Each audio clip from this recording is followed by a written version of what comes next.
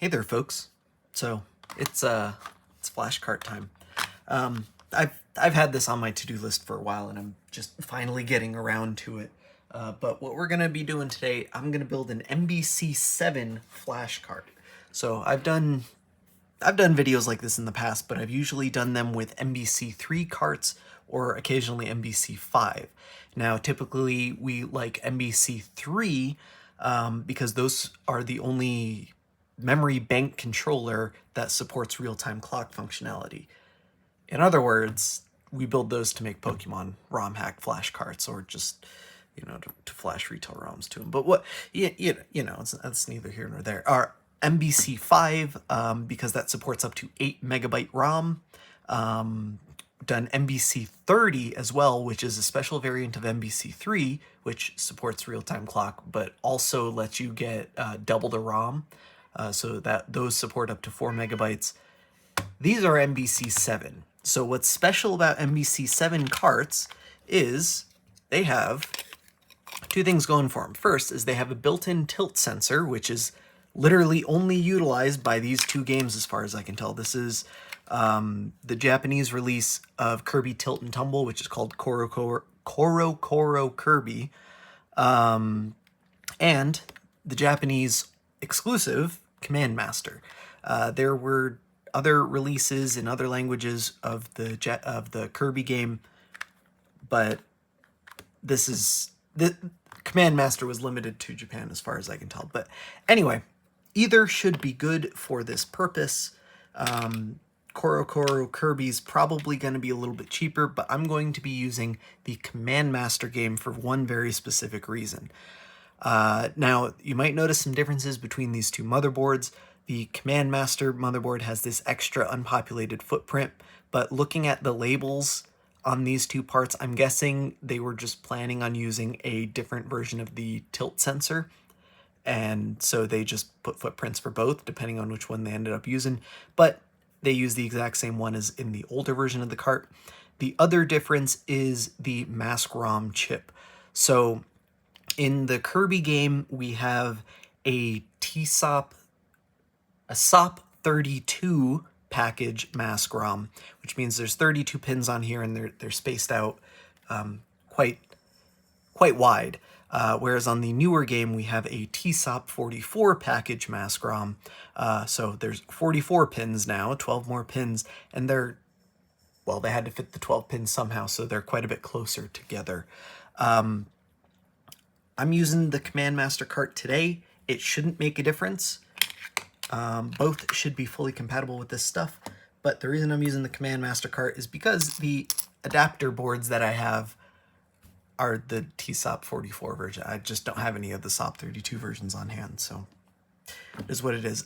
That and this cart itself is in much better condition. This Kirby is faded, and the pins are quite worn down. It still works fine, but in theory, this one should last a little bit longer. So, of course, besides the donor cart, we need the adapter boards. I got these from J.Rodrigo. I cannot talk today. I'll go ahead and throw some links down in the description if you want to check this stuff out. You can just order these straight from his Oshpark shared projects, or you can order them from his Tindy, or you can even order assembled carts from his Tindy. I've actually ordered assembled carts from him before. He does fantastic work. I highly recommend it. I don't think he offers MBC7, but he does offer MBC3 at the very least, and MBC5. And then last but not least, we need our flash chip. So I accidentally just hit a button, and of course it cleared the screen. So you'll have to take my word for it. But I have pre-programmed this flash chip. That is not necessary. I like doing that because it helps with troubleshooting in case there's an issue. Once I got this thing assembled, if I can't flash it, well, I already know the flash chip is fine because I just programmed it. This is a cart reader of my own design. More or less, the hardware is my own design, but the software and the actual schematic that it's based off of are an open source design. This one probably looks a little bit more familiar because this one takes actual Game Boy carts. Actually served as the inspiration for Funny Playing's Burn Master, but the Burn Master can't take bare flash chips. Mine can. Anyway, I'll throw a link to that in the description. Again, not necessary whatsoever, just makes things easier if there's an issue.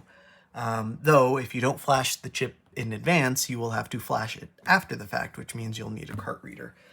But anyway, let's go ahead and get started. That's enough rambling, don't you think? Plug that in. And I'm going to use the hot plate because we need to lift some parts off this board before we start. So while that's heating up, I've already got it assembled. These things, of course, use the 2 screw posts instead of the one in the center, which means you can put a Japanese crystal in here if you want, or vice versa. But I'm just going to use it for this. Also, one more thing while this is heating up. Fun fact, but MBC7 games, call them MBC7 because the memory bank controller is version 7. These use EEPROM for saves, which means there's no battery. This thing's just going to hold save data indefinitely because it's batteryless saving.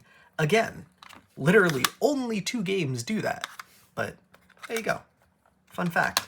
At least these are the only 2 MBC7 games that I know of. I think there's another like MBC6 game that uses EEPROM or something. I don't know. Don't quote me on that. Doesn't matter. Just a fun fact.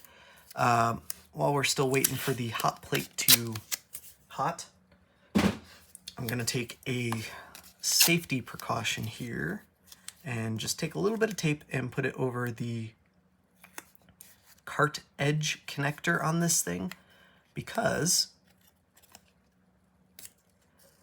I don't want to accidentally get solder on the gold fingers here because that will ruin it. There's no coming back from doing that. The gold plating will bond at a molecular level to the solder, and you'll never be able to get it off. You'll ruin the gold plating. And before you say, "Oh, I've got, hassle carts, blah blah blah," I've done that before with my carts, and it helped bring them back. Yeah, sure. There's a time and place, whatever. I'm not arguing that there's not. I'm just saying Nintendo wouldn't have gold-plated these things if there wasn't a reason. Gold is not exactly a cheap resource, especially in bulk. Where are my other tweezers? Oh, they're right here. Okay. So one of the problems with solder in particular is that the surface layer will oxidize, and oxidized solder is not conductive. So it makes a really bad cart edge connector, as it turns out. These things, the hard gold plating on these is supposed to be good for, I don't remember if it's like 500 cycles or like a few thousand cycles or like 5,000 cycles. I don't know. It's a lot. The solder edge plating is good for like 50 cycles. But anyway, we're done with that. I'll do the rest by hand. All I needed was to remove that bad boy there. And I think it's easier to get the adapter soldered on and then get the chip soldered to the adapter, just because the chip kind of hangs over the edges. On the SOP32 version of this thing, the other order is easier, I believe. Let's just cover this in flux and make my life so much easier.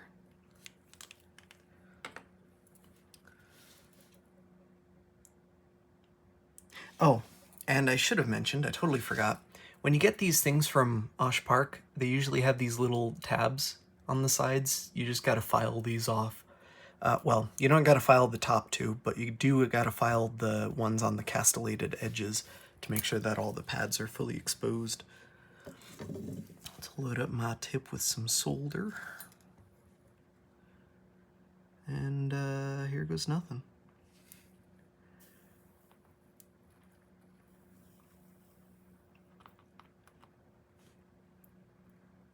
really should have checked to make sure that was aligned. Just kind of went for it and hoped for the best. I don't know. It looks aligned though. I think we're good.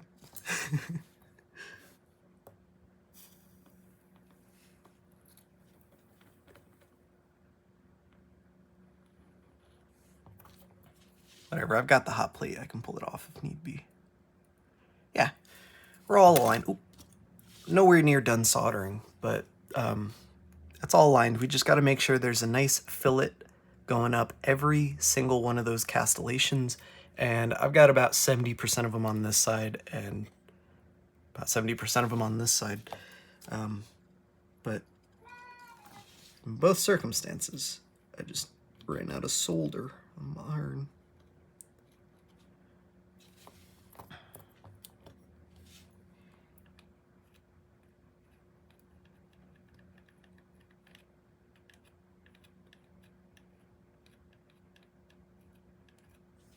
I did one of these with a flex PCB before, just for fun, I guess. Because that's the sort of thing I do for fun. I don't recommend flex boards whatsoever for this sort of thing. The thicker boards are actually a lot easier than the thinner boards. So if you're getting this through Osh Park, the default thickness is totally fine. In fact, I recommend the default 1.6 millimeter thickness. Probably going to make your life a lot easier. The 0.8 millimeter boards, not 0.8, they look better, I think, once installed. And it's a good balance between the strength of the castellations in here and just not being an obnoxiously tall board. But 1.6 fits fine, so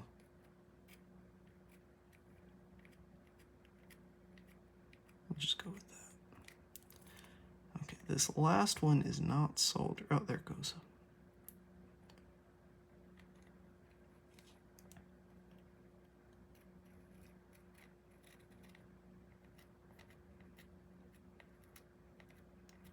Excellent.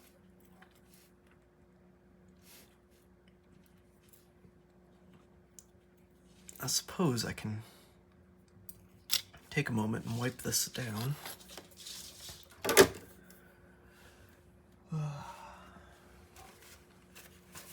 Because I literally just cleaned my desk. Sorta. But I also don't want flux all over it.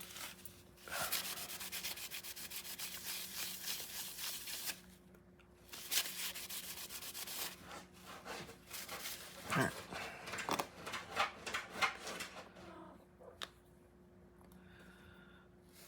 And the flash chip does have an orientation. I cannot see the markings on this thing. Here we go. Alright, so the text should be facing this way.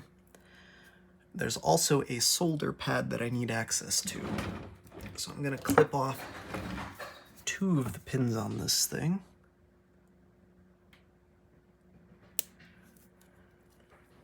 In the corner. These chips do not use all of the pads. This is a 48 pin chip, and only 40 of the pins actually connect to something. The other 8 pins are just placeholders, because this chip comes in 40 pin packages as well, so it's the same thing. And that's all I did. I just clipped off 2 unused pins because there's a pad I need to get to. Okay. I should have cleaned up way more flux because now my fingers are sticky and I can't handle it.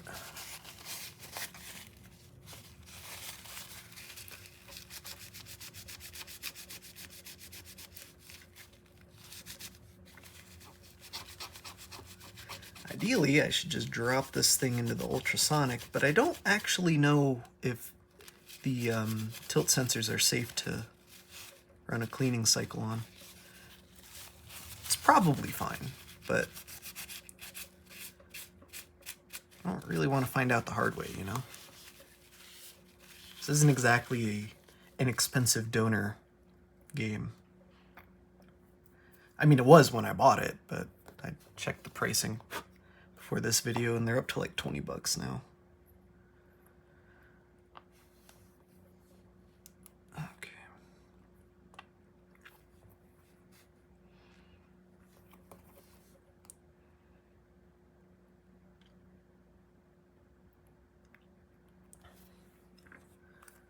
I don't need it yet.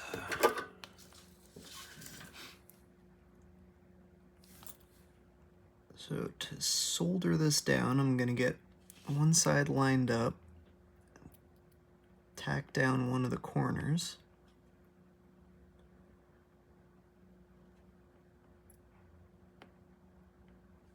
Maybe. There's not enough solder on my iron for that. There we go. I'm gonna flip it over and tweak the chip until it's lined up, and then tack down another corner. I'm gonna come back to the top, make sure it's still aligned, and we're good to go to solder it down. So I'll add way too much flux. Add a little bit more solder to my iron. And here goes nothing, I guess.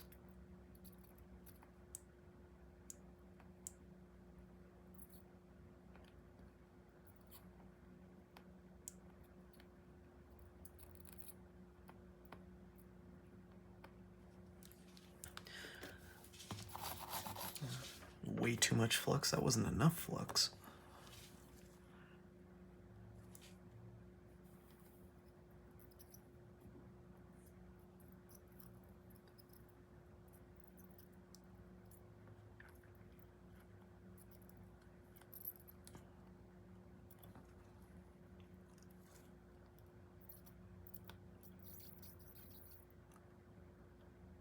I don't think the K-tip was a good choice for this.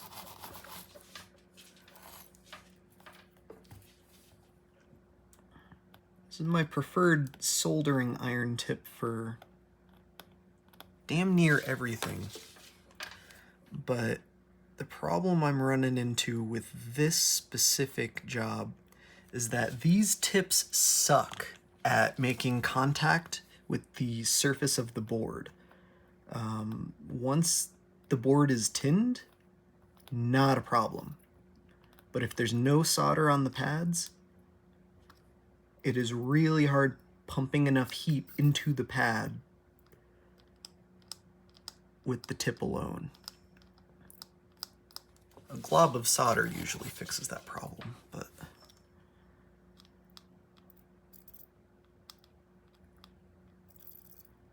you can also just use a different tip.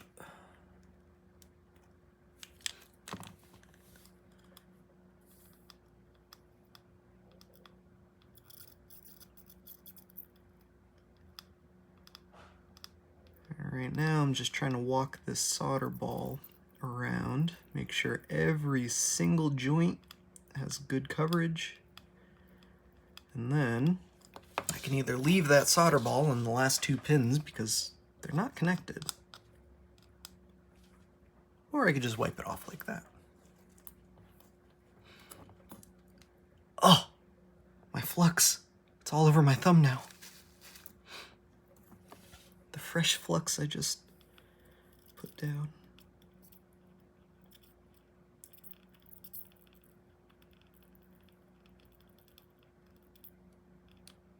All right.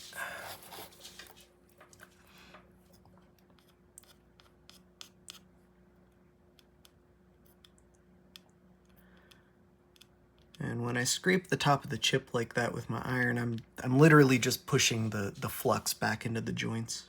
That's all it is. My K-tip has a nice big flat edge, so works well for that.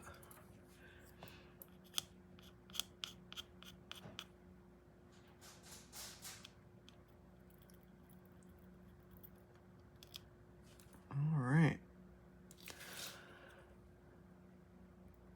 Give it the old ocular pat down here. And it's crooked, but not crooked enough that it matters. Alright, what is going on here? I've got a cable. How did this even happen?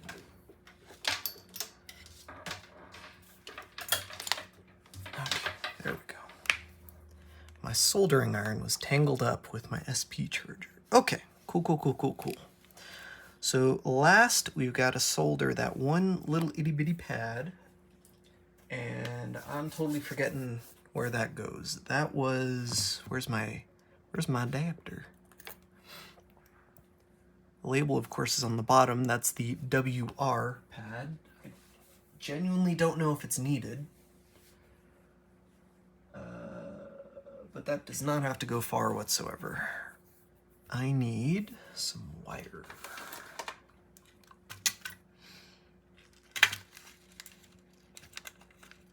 How about a white one? That'll blend in with the board, huh? Even though it needs to go from like here to here.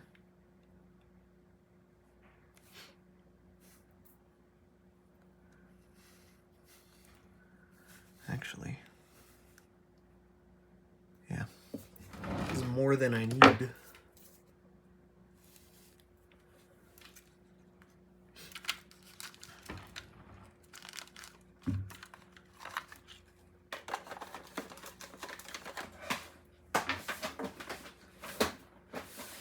You know what? That's too small to use in my my wire stripper.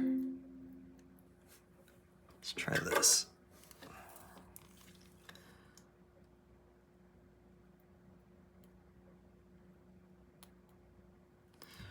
We got one side right there to that pad I cleared up, and then the other side goes to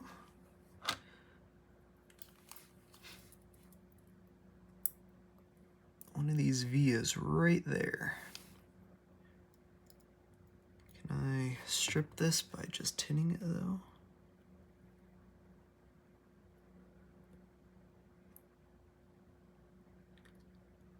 Yeah, enough.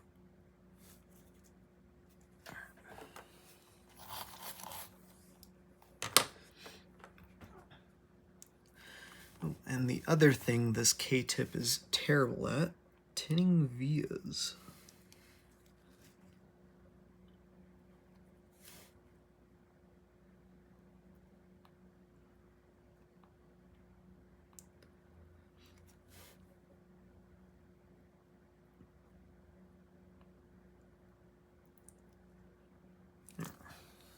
I got two more than I needed, but good enough.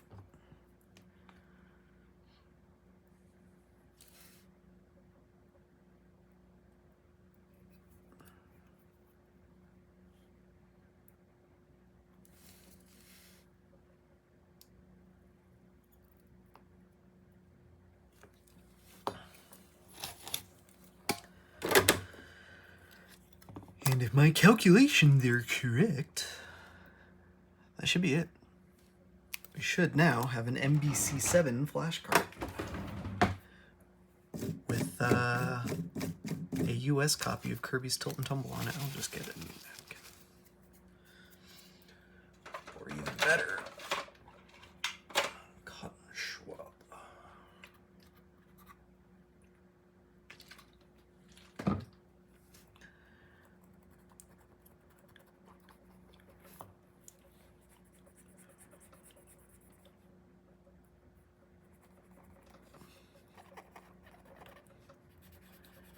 I am fairly certain that the wire I just soldered is to enable flashing this chip.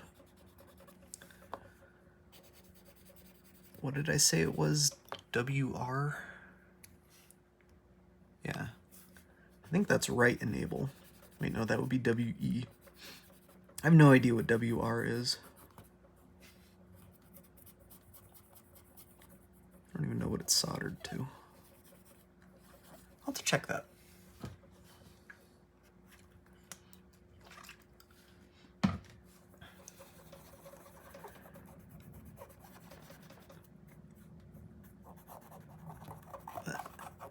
It's a transparent cart housing, so I want it to look good. Gotta clean up all the flux.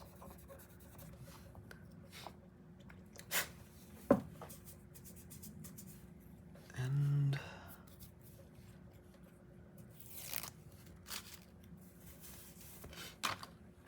should be good.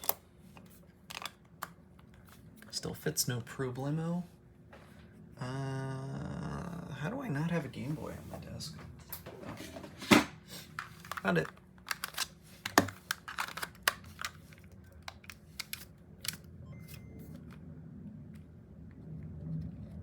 Eh?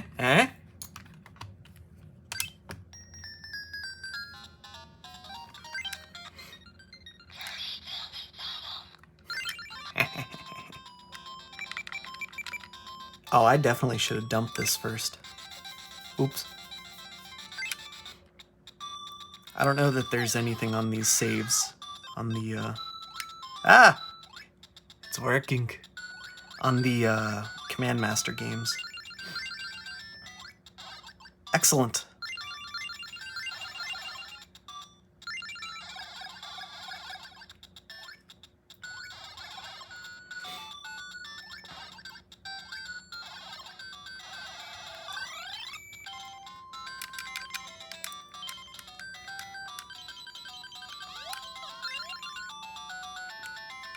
There you go.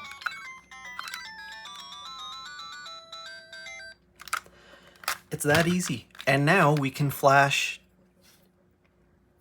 well, literally one of 3 games to it if I want to. But the only game I care to flash to it is already flashed because the other game, well, I just took it apart to make this. And then the other game is right here, so what's the point? There's no ROM hacks for this stuff. Unfortunately, I'm hoping that the existence of this flash cart will encourage someone who knows what they're doing, someone not me, because I have no idea what I'm doing, to make an English translation of this game. That would be super cool. But I understand that it's not that easy. I also understand that it's actually just not that good of a game, so I don't know.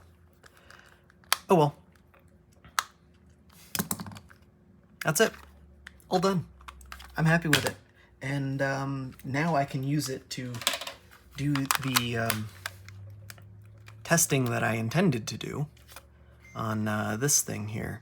Because apparently Tilt and Tumble game isn't working properly on these funny playing Game Boys. And I don't know. I want to test it on a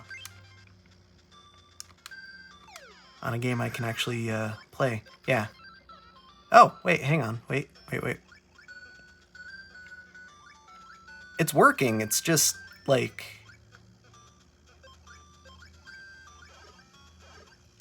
not at all calibrated.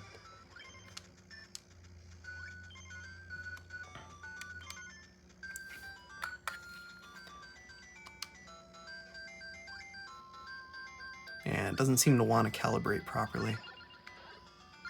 But I don't know. This is also an old firmware version. I don't know if they've corrected it, or old hardware version. I gotta try the new one, which I left somewhere. I don't know. That's it. That's all I got. Links in the description. I'll throw some links to some of the things that I'm showing off. Of course, I'll throw a link to J.Rodrigo's Flash adapters. I'll put the specs of the flash chip that I used. I can't really provide a link because they stopped making them about 30 years ago, so you just kind of got to find a reseller. Unfortunately, a lot of them are salvaged and some of them are fake, so it's a matter of finding a good seller, and I don't know, it's kind of a crapshoot. It's not necessarily the best chip for the job, but it's not like we have a whole lot of choice as far as 5-volt parallel flash goes, so you know, it is what it is. Also, that was a 2 megabyte chip, and I only need 1 megabyte of ROM space. So in theory, I can wire up a switch to one of the higher level memory banks and just have 2 ROM banks on this thing. I don't know that I'm gonna do that because again, there's nothing I want to flash to this, you know. I've already got what I want. But otherwise, I think that's about it. I think I'll let you go, and thanks for watching. Catch you all next time. And yeah, this went a lot quicker than my previous several attempts at building these flash carts. It's amazing how much, you know, skill handling one of these bad boys, how much that time cuts down. I don't consider myself a professional solderer, though I certainly have a lot of experience. Even a few years ago, I couldn't do this kind of soldering, especially not first try. But anyway, I'm rambling, so thanks for watching. Catch you all next time.